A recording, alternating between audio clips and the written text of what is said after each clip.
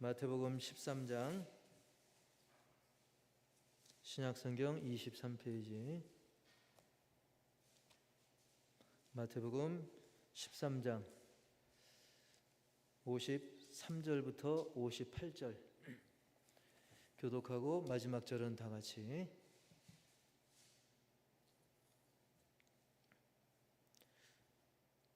마태복음 13장 53절부터 58절 신약성경 23페이지 한 절씩 교독하고 마지막 절 같이 읽습니다. 예수께서 이 모든 비유를 마치신 후에 그곳을 떠나서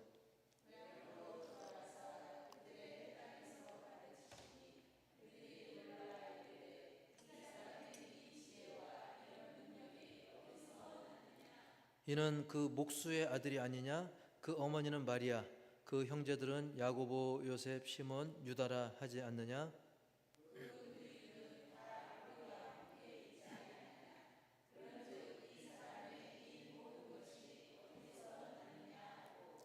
예수를 배척한지라. 예수께서 그들에게 말씀하시되 선지자가 자기 고향과 자기 집 외에서는 존경을 받지 않음이 없느니라 하시고 그들이 믿지 않음으로 말미암아 거기서 많은 능력을 행하지 아니하시니라. 아멘. 할렐루야. 제목 다 같이 시작. 어디서 났느냐. 이 제목을 함께 은혜 나누기 원합니다. 먼저 53절을 다시 한번 읽어볼까요? 53절만 시작. 예수께서 이 모든 비유를 마치신 후에 그곳을 떠나서, 자, 그곳을 떠났다는 것은 이제 가버나움 지역을 떠났다는 이야기죠. 예수님께서 이곳저곳 말씀을 전하시고 또 기적도 베푸시고 때로는 비유로 때로는 직설적으로 복음을 또 하나님 나라의 복음을 전하셨는데 예수님께서 이제 장소를 이동하게 되셨습니다. 말씀 그대로 그곳을 떠났습니다. 그곳은 가버나움이에요. 떠나서 어디로 갔느냐? 54절 다 같이 시작. 고향으로 돌아가사 그들의 회당에서 가르치시니 그들이 놀라 이르되 이 사람의 이 지혜와 이런 능력이 어디서 났느냐. 아멘. 예수님께서 그곳을 떠나, 즉 가버나움을 떠나서 어디로 가셨다고 그랬어요? 고향. 그 고향이 어디냐면 나사렛입니다. 예수님이 어디서 태어났어요? 갑자기 생각이 안 나죠? 베들레헴에서 태어났죠. 근데 베들레헴은 쉽게 말하면 여행 중에 그 부모가 요셉과 마리아가 물론 실제로 예수님은 성령으로 잉태됐지만 그 마리아의 몸을 통해서 동정녀 마리아의 몸을 통해서 이제 태어나셨는데 나사렛에서 태어나진 않았지만 예수님이 어린 시절 거기서 자란 실제적 고향이죠. 태어난 것은 베들레헴이지만 예수님의 자라신 곳, 예수님께서 자라신 곳은 바로 나사렛이고 그것이 바로 고향입니다. 지명으로 말하자면 이제 가버나움 지역에서 이제 나사렛으로 예수님께서 제자들과 함께 이동을 하신 것이죠. 당시의 그 상황을 보면 예수님께서는 이제 막 본격적으로 천국 하나님 나라의 복음을 막 펼쳐나가던 그런 상황이었는데요. 그래서 말씀이면 말씀, 아주 막 은혜의 말씀, 이런 말 들어본 적이 없다 할 정도로 그 막 능력의 말씀을 증거하셨고요. 그리고 기적이면 기적, 과거에 어느 선지자가 이런 일을 했나 할 정도로 또 어마어마한 또 기적을 또 베푸셨죠. 그러다 보니까 막 백성들의 그 반응이 일어나게 되죠. 백성들의 반응이 막 좋은 쪽으로 반응이 막 일어나다 보니까 그걸 뭐 좋아하는 사람들 있겠지만 어떻게 보면 기득권자라고 할 수 있는 기존의 어떤 그 유대 지도자들, 그들은 이제 반감, 어떤 질투심 그런 것이 같이 고조가 되던 그런 시기였습니다. 쉽게 표현을 하자면 저 사람 누구야? 좀 더 그냥 편하게 표현하면 도대체 쟤 뭐야? 요즘 뭐 흔히 쓰는 그런 표현들, 그 어린 층에서 흔히 쓰는 표현으로 갑툭튀라고 있더라고요. 갑툭튀. 그 말도 오래됐죠. 갑자기 툭 튀어나왔다. 갑자기 저 사람 뭐야? 갑자기 툭 튀어나와가지고 저게 무슨 짓인가? 이런 반감도 이제 기득권자들에게서 서서히 끌어오르던 그런 시기였던 것이죠. 근데 사실은 예수님이 갑자기 튀어나온 거예요? 아니면 미리 예정되어 있었습니까? 예, 그렇죠. 심지어는 계속 구약의 선지자들 또 더 거슬러 올라가면 창세기에서부터도 장차 예수님이 오실 것을 여러 가지로 우리가 창세기에서조차도 우리는 그것을 볼 수가 있는 거예요. 예수님은 하나님의 그런 구원 계획에 의해서 철저한 그 계획 속에서 오셨는데 백성들 중에서 그리고 특히 기득권자들은 이게 뭔가? 이 사람 뭔가? 더 심하게 하면 얘 뭐야? 얘 누구야? 이제 그런 험한 표현을 쓰기도 했던 것이죠. 자, 그런데 이것이 다만 그냥 기득권자나 뭐 바리새인 서기관 그들만이 예수님을 이렇게 질투하면서 경계했는가? 그것만은 아니었습니다. 오늘 예수님은 고향을 방문했는데 이 고향임에도 불구하고 우리 고향하면 물론 고향에서 뭔가 충격적인 안 좋은 일을 겪은 거 제외하고는 되게 고향하면 그래도 좋은 생각 갖고 있잖아요. 좀 고생했어도 어렸을 때 그 잔잔한 추억도 있고 그렇지 않습니까? 그럼에도 불구하고 뭔가 오늘 본문에서는 좀 심상치 않은 분위기를 우리가 느낄 수 있어요. 사실 뭐 고향에서 이 정도 험한 일을 당한 것도 있지만 나중에 더 확대하면 훗날 예수님을 물론 집행한 거는 뭐 로마 군인들이 집행을 했겠지만 로마 정부가 개입을 하고 실제로 예수님을 십자가에 못 박으라고 외쳤던 것은 로마 사람들이 더한 거예요? 유대인들이 더한 거예요? 유대인들이 더한 거예요. 종려가지를 흔들면서 호산나 했던 그런 사람들, 예수님을 환영했던 그들도 나중에는 다 변심해가지고 함께 이 유대 기득권자들 말고도 일반 사람들 중에서도 예수님 십자가에 못 박으라고 한 걸 생각하면 고향에서 좀 심상치 않은 분위기가 있었다? 뭐 그 정도는 아무것도 아니다라고 싶은 생각도 듭니다. 여러분 그렇습니다. 같은 국적이라도 심지어 같은 고향이라도 심지어 같은 혈육이라도 때로는 냉정하고 동물의 세계보다 매정한 것이 바로 인간 세계입니다. 사람이 사는 세계예요. 여러분 이번에 뭐 올림픽 때 금메달 몇 개 땄어요? 저 잘 모릅니다. 벌써 지나니까 다 한때예요. 한때 그죠? 예. 이 세상의 영광은 세상의 메달 한때더라고요. 근데 보면 여러 가지 좋은 모습도 있었지만 좀 아쉬운 부분도 있었잖아요. 그거 보면 다른 나라 때문에 아쉬운 거예요? 아니면 같은 나라 때문에 아쉬운 거예요? 같은 나라 내에서 아쉬움이 있었고 심지어 같은 나라 안에서도 그 종목 그 세계에서 또 아쉬움이 있는 거예요. 뭐 배드민턴이 됐든 뭐가 됐든 여러분 이게 인간의 모습인 거예요. 우리가 대한민국만 그럴까요? 아니에요. 또 다른 나라는 또 그 나라대로 다 그런 점들이 다 있어요. 우크라이나, 러시아, 미국은 안 그렇겠어요? 다 내부에 적이 있고 또 가족 중에 원수가 있고 사람의 세계는 그런 것입니다. 자, 어쨌든 예수님께서 이제 고향으로 오셔서 이제 그들의 회당에서 가르치십니다. 자, 그야말로 정말 사실은 어마어마한 일이죠. 물론 오늘 본문 쭉 진행되는 이제 나중에 나올 텐데 그 일이 있기 전에를 생각하면 굉장히 좋은 일입니다. 아니 메시아 예수 그리스도 말씀이 어마어마하고 능력도 어마어마한 여태까지 이런 일을 본 일 없는 그런 귀하신 메시아가 바로 나사렛에 온다는 거예요. 말씀과 능력의 메시아 그분이 고향을 찾아왔다는데 그 고향이 바로 알고 보니 내가 사는 동네다? 어마어마한 일인 것이죠. 사실은 오늘날로 말하면 예수님 오시는 걸 멀리서 보고 얼른 막 현수막, 그때는 현수막이 없으니까 뭐라도 써가지고 환영합니다, 뭔가 표시를 할 일이에요. 요즘 같았으면 현수막 걸고 막 빵빠레 울릴 만한 그런 일인 것이죠.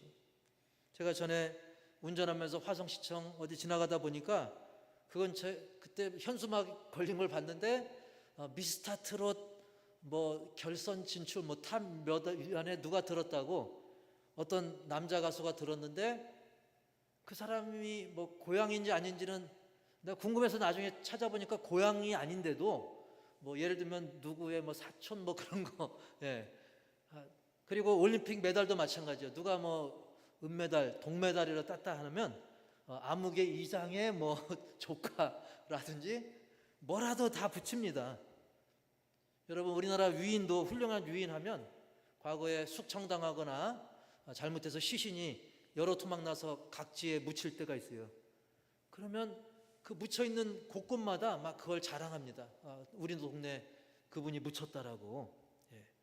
여러분, 어쨌든 이렇게 유명한 사람, 훌륭한 사람, 그 사람이 방문만 해도 좋은데 와서 자기네 회당에서 오늘 본문엔 고향의 회당, 그들의 회당에서 예수님이 가르치시기까지 한 거예요. 말씀을 가르치시기까지 한 거예요.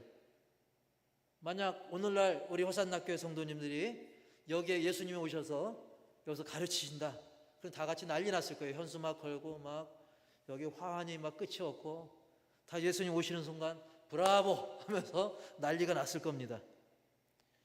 아니나 다를까 그들도 고향의 사람들, 나사렛 사람들이 일단 놀라서 반응을 합니다.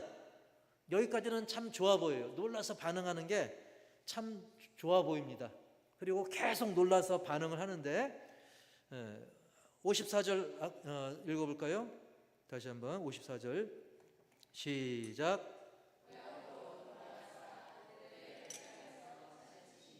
그들이 놀라 이르되 이 사람의 이 지혜와 이런 능력이 어디서 났느냐. 아멘. 아니, 이 사람 나사렛 예수, 이 예수의 이 지혜, 그 말씀의 지혜가 있었거든요.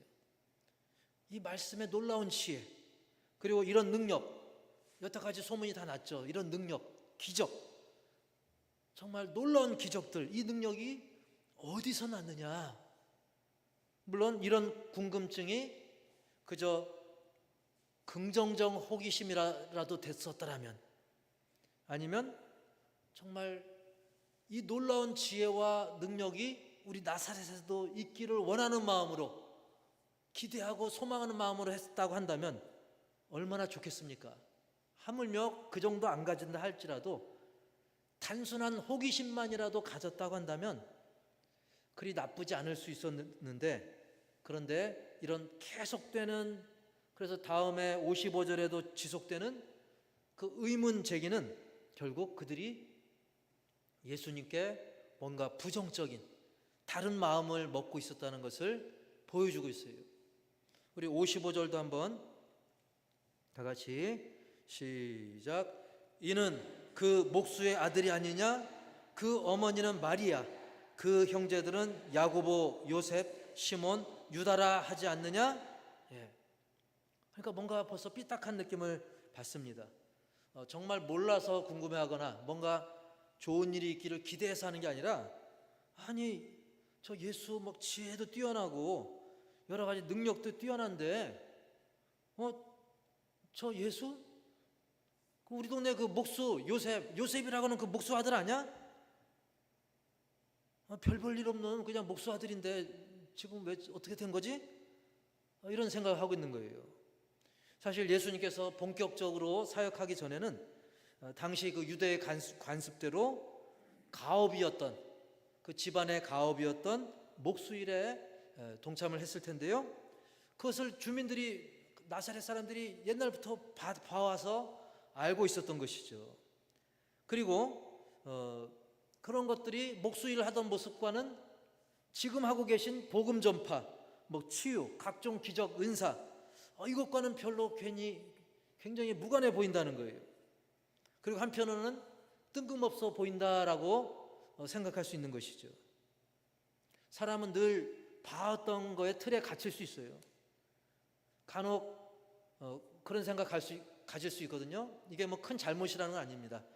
본인이 예를 들면 어려서부터 자기가 그 부모 때부터 다녀왔던 교회가 있으면 그게 표준이 되는 경우가 있어요. 나도 모르게. 그래서 거기가 좀만 다르면 뭔가 부정적이고 뭔가 잘못된 거 아닌가라고 생각할 수 있어요. 그게 무조건 나쁘다는 뜻이 아니라 중요한 것은 나도 모르게 내 경험의 틀, 생각의 틀에 갇힐 수 있다는 사실이죠. 그 아주 위대한 전도 간증자들 보면 때로는 뭐 가방끈이 뭐 짧다 못해 초등학교도 못 나온 분인데도 정말 위대한 또 사역을 하는 분들도 있거든요. 그리고 그 외에도 우리 환경과 상황을 초월하는 것이 복음의 능력인 줄 믿습니다. 그렇기 때문에 우리의 어떤 경험에 너무 우리가 갇혀 있어서는 안 되는 거죠. 하지만 나사렛 사람들은 그러지 못했던 거예요. 저 예수? 저 목수 아들인데 지금 뭐 하는 거지? 게다가 그 식구들도 내가 뻔히 아는데 그 아버지 그 요셉이고 그 엄마 마리아 아냐? 그리고 그 자녀들, 그 남매들 다 우리가 알아.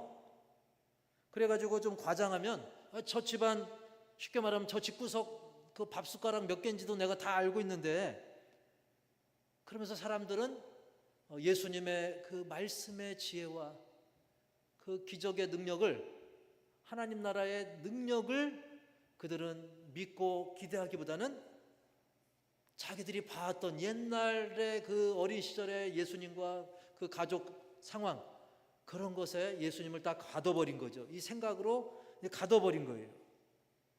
물론 바꿔놓고 생각해도 우리도 잠깐 그렇게 생각할 수 있겠죠. 신기하지 않습니까? 어떻게 보면. 그런데 그들은 거기서 자꾸 지나쳐가는 것이죠. 더 심하게 말하면 제가? 저놈아가 뭐라고, 웬 호들갑이야, 그런 느낌인 것입니다. 그래서 다음 56절에도 보면, 56절 다 같이 시작. 함께 있지 아니하냐? 그런즉 이 사람의 이 모든 것이 어디서 났느냐 하고. 아멘. 형제들뿐만 아니라 그 누이들까지도 우리가 다 알고 지냈는데 이 사람이 도대체 그런 말씀의 지혜, 이 능력 다 이거 어디서 난 거야? 이거 엉뚱하다. 여러 가지 의심 또는 어떤 질투하는 마음, 여러 가지 만감이 들었던 것이죠. 그러면서 요셉과 마리아 그 부부의 아들, 딸들, 그 남매들 중에 하나인 그 예수일 뿐인데 뭐 예수라고 별거 있겠어? 뭐 이런 느낌? 결국 그들의 질투나 어떤 넘겨짚기, 따라서 합시다. 넘겨짚지 말자. 우리도 자꾸 넘겨짚으면 안 돼요. 이러겠지. 이거 얘기 여기까지 들어보니까 이건 이거야. 이렇게 들어보니까 그건 저거야. 우리가 그러다 보면 나사렛 동네 사람들처럼 될 수도 있는 거예요. 결국 이런 태도는 어떻게 나갑니까? 메시아 예수 그리스도를 인정하고 믿기보다는, 그리고 이 어마어마한 기회 아닙니까? 예수님이 우리 동네에 온 거예요. 오늘날로 말하면 예수님이 양놀이에 오신 거예요. 근데 그 예수님을 인정하고 믿기보다는 우리가 빤히 아는 집안 내 약간 별종 또는 뭐 그렇고 그런 친구, 이 정도로 비하하거나 뭔가 무관심을 마치 분위기를 그렇게 끌어가는, 종용하는 듯한 그런 분위기입니다. 물론 여러분이나 저라 할지라도 당시에 나사렛에 있었으면 그럴 수도 있습니다. 그게 옳다는 건 아닙니다. 사람이니까 그럴 수는 있죠. 이 정도까지만 하고, 쉽게 말하면 1절까지만 하고 넘어갔으면 좋았을 텐데 1절까지만 하지 않았어요. 다음 단계로 넘어간 게 문제입니다. 쉽게 말하면 선을 넘은 거예요. 57절 다 같이 57절 시작. 예수를 배척한지라 예수께서 그들에게 말씀하시되 선지자가 자기 고향과 자기 집 외에서는 존경을 받지 않음이 없느니라 하시고. 아멘. 사람이니까 솔직히 이 생각은 자유잖아요. 그 모든 생각이 옳다는 건 아닙니다, 절대. 그러니까 하지만 사람이니까 내가 원치 않아도 그런 생각이 들 수는 있어요. 그게 옳지 않아도. 근데 거기서 끝이지 않고 제가 아까 선을 넘었다고 했죠. 따라서 합시다. 선을 넘지 말자. 예. 그들은 예수님에 대해서 이러쿵저러쿵 상상하고 그릇된 생각으로 끝난 게 아니라, 그런 말만 한 게 아니라 예수님을 배척까지 한 거예요. 그 배척의 원어를 찾아보니까, 헬라어 원어를 찾아보니까, 우리가 파란 글씨 읽어볼까요? 시작. 잘못 인도, 범죄케 함. 예. 범죄하게 한다, 잘못 인도한다. 즉 나만 그릇된 생각으로 끝나지 않고 남도 범죄하게 하는 거예요. 그리고 잘못 인도하는 거예요. 그리고 막 화나게 만들다, 뭐 그런 뜻들도 있습니다. 여러분, 처음부터 나사렛 모든 사람들이 다 똑같이 그렇게 잘못 생각은 안 했을 거예요. 그 중에 5%든 10%든 좀 많으면 뭐 20, 30%든 어느 정도 나사렛 사람들 중에 일부, 또 과장하면 다수가 그렇게 생각을 했지만 전부가 그렇게 생각은 안 했을 겁니다. 하지만 정확히 몇몇이 이런 잘못 생각을 했는지 모르지만 일부 그렇게 한 사람들이 이제 생각과 말이 점점 번지면서 분위기를 완전히 마치 공산당 와 해서 사람 죽이듯이, 인민재판하듯이 결과적으로 나사렛 사람들이 예수님을 배척하게 되는, 이렇게 확산이 되는 악한 생각과 그릇된 생각들이 확산되는 결과로 이어진 것입니다. 여러분, 그렇기 때문에 우리는 쉽게 내 경험으로 빨리 판단하고 빨리 선을 넘어버리는 그런 일이 없도록 성령님의 인도하심을 받으시기 바랍니다. 그래서 어떤 결과가 일어납니까? 예수님을 배척함으로 말미암아, 우리 옛말로 표현하자면 굴러들어온 복을 차버린, 그야말로 엄청난 손해를 본 거예요. 여러분, 내 마음대로 내 경험의 틀로 단정하고 그 다음에 선을 넘어버리면 들어오는 복을 차버리는, 예수님이 양놀이에 오셨는데 그냥 예수님을 쫓아내버리는 그런 몹쓸 짓을 나도 모르게 할 수 있다는 사실입니다. 이것은 모든 인간이 다 그렇다는 거예요. 그럴 가능성을 우리는 늘 갖고 있는 연약한 존재인 겁니다. 그래서 예수님께서는 당시 유대 사회뿐만 아니라 그리스와 로마 문학에도 표현되는 그런 격언을 말씀하셨어요. 그 격언이 57절의 그 후반절 말씀인데, 다시 한번 57절 보시면 선지자가, 중간에 보면 선지자가, 시작. 선지자가 자기 고향과 자기 집 외에서는 존경을 받지 않음이 없느니라. 않음이 없느니라, 그러니까 헷갈릴 수 있는데, 쉽게 말하면 선지자가 다 존경받는데 유독 자기 고향에서는 존경을 잘 못 받는다는 거예요. 왜? 나사렛 사람들이 예수님에 대해서 저 예수, 저 엄마 아빠 내가 알고 밥 숟가락 몇 개 알고, 저 목수 아들 아니야, 그런 것처럼 자기 고향, 유독 자기 고향에서는 이미 친밀해진, 어렸을 때 그걸 보고 배웠던 그런 사람들에게만 배척을 받지 다른 데서는 다 존경받는다, 그 이야기인 것입니다. 근데 정말 그 말 그대로 구약의 선지자들도 그런 일들이 실제로 있어 왔어요. 여러분, 예레미야 11장 21절에도 보면, 우리 다 같이 시작. 그들이 네 생명을 빼앗으려고 찾아 이르기를 너는 여호와의 이름으로 예언하지 말라, 두렵건대 우리 손에 죽을까 하노라 하도다. 아멘. 예레미야 선지자, 저 눈물의 선지자, 그 자기 지역 영혼들 구원하기 위해서, 회개케 하기 위해서 눈물 뿌려 기도하고 선포하는 그 선지자에게 뭐라고 해요? 네 생명을 빼앗으려고 찾아서 너는 여호와의 이름으로 예언하지 마라. 쉽게 말하면 너 전도하면 너 죽어. 살해 협박까지 받았다는 사실이죠. 여러분, 이게 예수님뿐만 아니라 구약의 선지자들에게도 있었던 일입니다. 우리가 세상 일을 봐도 그렇지 않습니까? 정치인이건 좀 유명한 사람들, 탤런트건 뭐 연예인이건 유명한 사람들 보면 그들이 고향을 찾으면 대개 사람들이 반가워합니까? 기분 나빠합니까? 대개는 여러분 고향에 그런 유명한 사람이 별로 간 일이 별로 없나요? 예. 저라도 가면 좀 어떨지 모르겠지만 여러분 대개는 우리 모르겠습니다. 이게 TV에서 일부러 그런지 모르지만 TV에서 어떤 유명한 탤런트나 보면 설령 고향 아니더라도 그죠?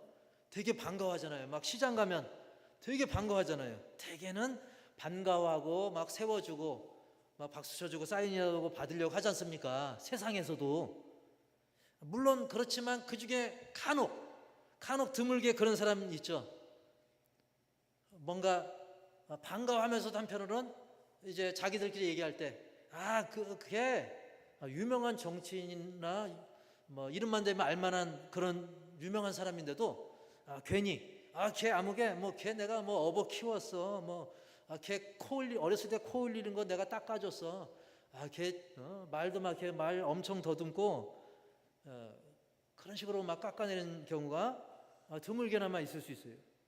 그리고 영화 대사처럼 내가 걔랑 밥도 먹고 사우나도 가고 하면서 뭔가 이제 묻어가려고 하면서 그런 표현하는 경우도 있습니다. 물론 그 자체가 큰 죄라고 할 수는 없습니다. 왜 그냥 옛 추억의 이야기를 재밌게 적당한 선에서 조금은 과장해서 이야기할 수도 있어요. 그게 박수받을 일은 아니지만 그렇다고 크게 비난받을 일은 아닐 수 있습니다. 그냥 옛날 좋은 추억 그냥 지나치지 않는 한도 내에서 그럴 수는 있습니다. 그러나 그 정도 선에서 1절만 해야 되는데 거기서 지나쳐서 괜히 막 으스대면서 그 유명인은 확 낮춰버리고 그러면서 은근슬쩍 자기는 좀 높이려고 하고 그리고 친한 척하는 건 좋은데 좀 과하게 친한 척하면서 그 사람이 나타났을 때 그 유명한 사람이 나타났을 때 괜히 막 일부러 더 반말하고 과하게 반말하고 심지어는 어깨 팍팍 쳐가면서 그런 거는 물론 원래부터 막역하고 평소에 이렇게 했으면 괜찮겠지만 그게 아닌데도 지나치게 치면서 그런 모습은 사실 일반인들 사이에서도 그리 좋아 보이진 않죠. 그리고 그 유명인이 만약에 대통령 정도 된다, 장관 정도 된다, 아니 대통령 장관이 아니라 솔직한 이야기로 군수나 한 면장쯤만 돼도 사람들이 그렇게까지 함부로 못해요. 그죠? 되게 그렇다는 거예요. 상식적으로 대통령 장관 아니라 군수 심지어 면장님 정도만 돼도 그렇게 함부로 못하는 경우가 그래도 상식적입니다. 일반적으로. 하물며 예수님이 누굽니까? 우리 예수님은 만왕의 왕인 줄 믿습니다. 우리를 구원하시기 위한 메시아 구세주인 줄 믿습니다. 아니 면장 군수한테도 그렇게 안 하는데 만왕의 왕 메시아 예수님을 그들은 배척한 거예요. 그냥 궁시렁궁시렁하고 쑥덕쑥덕까지는 이해할 수 있어요. 하지만 예수님을 배척하기까지. 그래서 나만 아니라 남들도 넘어지게 범죄하게 잘못 인도하는 그런 언행을 일삼은 것이죠. 그 결과가 좋았겠어요? 안 좋았겠어요? 58절 제가 좋았냐 안 좋았냐 이야기할 필요 없죠. 성경이 말씀합니다. 58절 시작. 거기서 많은 능력을 행하지 아니하시니라. 아멘. 그들 이득 봤어요? 손해 봤어요? 손해도 어마어마하게 손해 본 거죠. 예수님이 양놀이 호산나교에 오셔서 말씀 전하시고 기적을 베푼다? 이거는 로또 1000번, 억번 맞은 거하고도 게임이 안 되는 겁니다.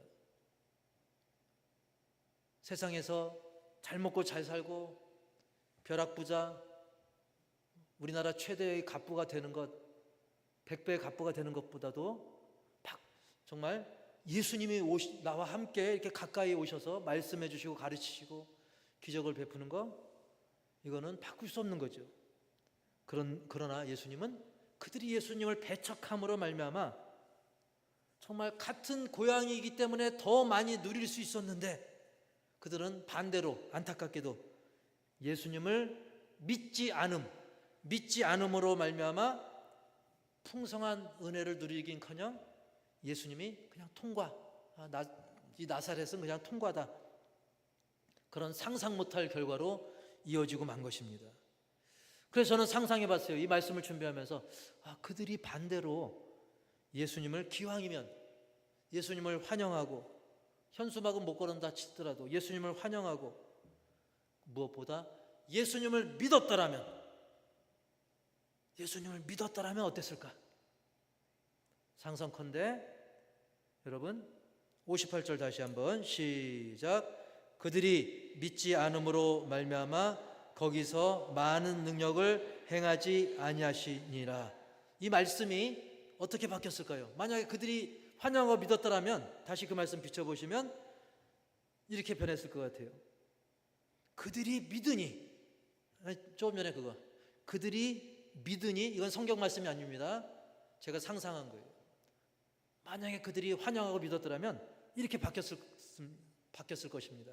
그들이 믿으니 거기서 많은 능력을 행하심이라. 할렐루야. 이건 성경 말씀이 아닙니다.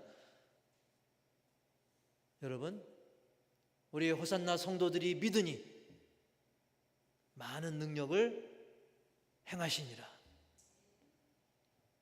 우리 성도들이, 주의 말씀을 읽고 듣는 사람들이 그 말씀을 믿으니 많은 능력이, 많은 응답이 나타나니라.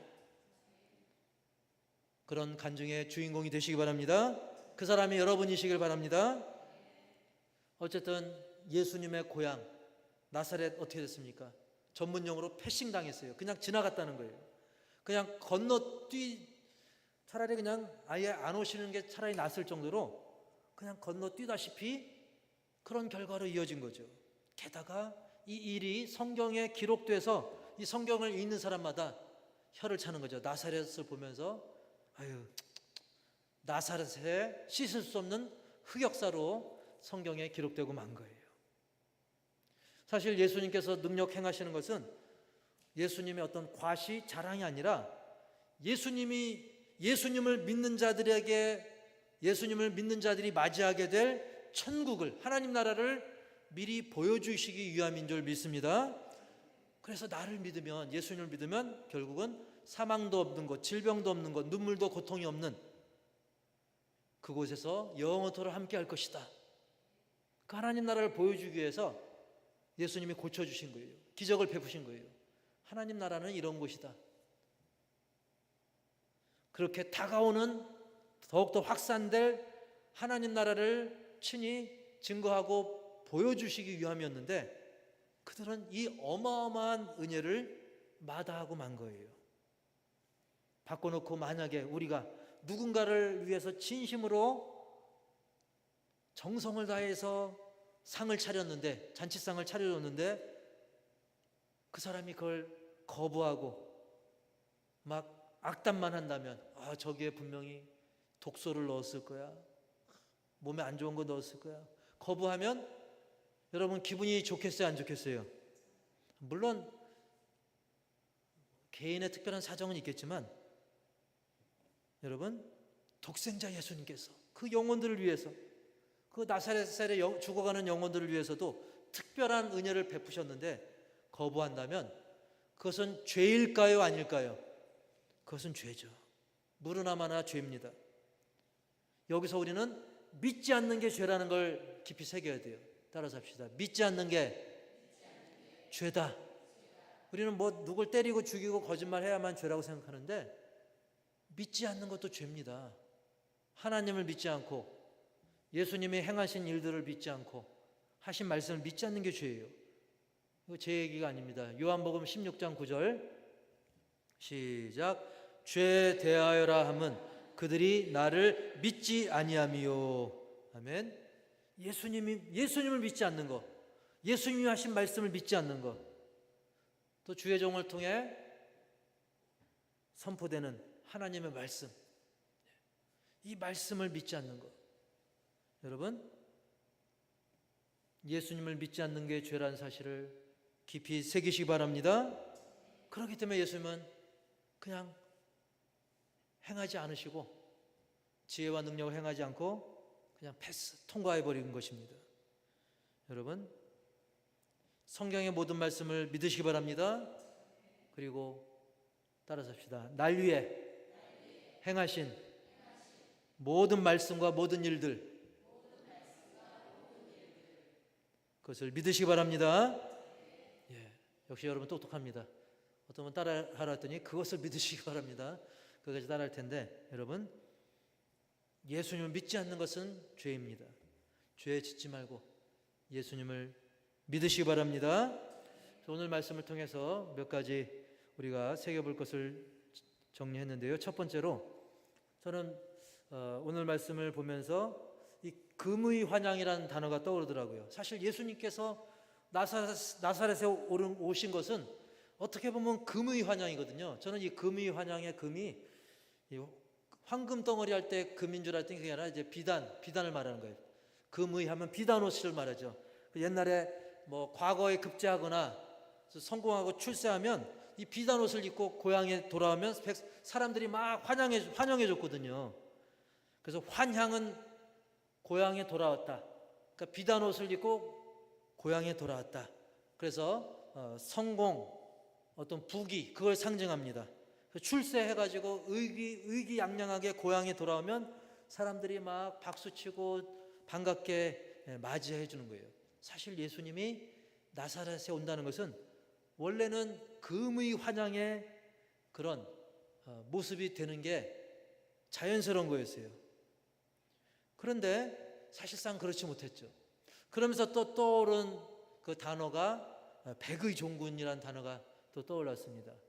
이순신 장군도 막 모함을 뒤집어 쓰고 어떤 그냥 평민의 신분으로 추락하는 경우도 있었죠. 이 백의 종군은 뭐냐면 그냥 하얀 옷, 일반 평민들이 입는 옷, 원래는 높았던 사람이 그냥 일반인 신세로 돼서 그냥 일반 군사, 종군, 군대를 따르는, 쉽게 말하면 장수였던 사람이 쫄병이 돼가지고 전쟁에 참여해야 되는 그런 상황인 것입니다.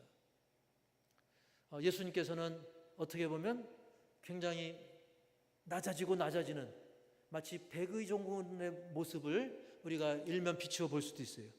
그러면서 동시에 한 가지 단어를 이건 제가 만든 거예요. 성경은 아닙니다만 다시 보여주시면, 백의 환향, 원래는 금의 환향이죠. 백의 환향을 왜 만들었냐면 이단은 아니니까요. 여러분, 우리는 백의, 즉 흰옷, 세마포 흰옷, 예수님을 믿어서 거듭난 이 세마포 흰옷을 입고 거듭난 모습으로 내 고향, 꼭 내가 태어난 고향이 아니라도 지금 내 사는 곳 이웃들에게 예수님의 영향력을 끼치자는 거예요. 그런 의미에서 백의 환향이라는 단어를 떠올리게 됐습니다. 그래서 저와 여러분이 세마포 흰옷, 거듭남의 상징이라 할 수 있는 세마포 흰옷을 입고 거룩한 하나님의 자녀가 되어서 예수님의 영향력을 내 이웃들에게, 고향이 됐든 어디가 됐든 제2의 고향이 됐든 지금 내 주변의 사람들에게 선한 거룩함의 영향력을 끼칠 수 있기를 주의 이름으로 축복합니다. 이것은 금의 환향보다 더 귀한 일입니다. 화려하지 않아도, 번듯하게 성공한 모습은 아니라 할지라도 백의 환향할 수 있기를, 거룩한 세마포 옷을 입고 선한 영향력을 끼치기를, 거룩의 능력을 나타내기를 축복합니다. 두 번째로는 본체이신 예수님을 떠올리게 됐습니다. 나사렛 사람들이 뭐라고 했죠? 이 사람의 이 모든 것이, 이 지혜와 이 능력이 어디서 났느냐라고 놀라면서 기이하게 여겼죠. 어디서 났느냐? 거기에 대한 답입니다.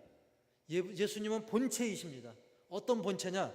빌립보서 2장 6절 시작. 그는 근본 하나님의 본체시나 그랬습니다. 여러분, 쉽게 말하면 컴퓨터도 이 본체가 제일 중요하죠. 뭐 거기에 보면 키보드도 있고 마우스도 있고 그런데 가격부터 틀려요. 이 본체가 중요합니다. 예수님은 그냥 겉절이, 주변 기기, 뭐 언저리 그런 분이 아니십니다. 마치 컴퓨터에서 본체가 제일 중요한 것처럼 예수님은 컴퓨터 정도의 본체 정도가 아니라 누구의 본체라 그랬어요? 근본 하나님의 본체라 그랬어요. 그만큼 귀하시고 거룩하시고 하나님의 능력과 지혜, 그거를 하나님의 뜻 가운데 우리 인간의 능력과 상상을 초월해서 펼치시는 하나님이신 줄 믿습니다. 어디서 났느냐? 바로 하나님의 본체이기 때문에 너무나 당연한 거예요. 히브리서 1장 3절에도 시작, 이는 하나님의 영광의 광채시요 그 본체의 형상이시라. 아멘. 그렇습니다. 나사렛 사람들이 볼 때는, 그들이 볼 때는 예수님 저 별 볼 일 없는 집안, 그냥 목수 아들, 그 형제 자매 우리가 다 아는데 이 모든 것이 어디서 났지? 어디서 나기는요, 하나님의 본체이시기 때문에, 그리고 그 본체의 형상이기 때문에 너무나 당연하다는 사실입니다.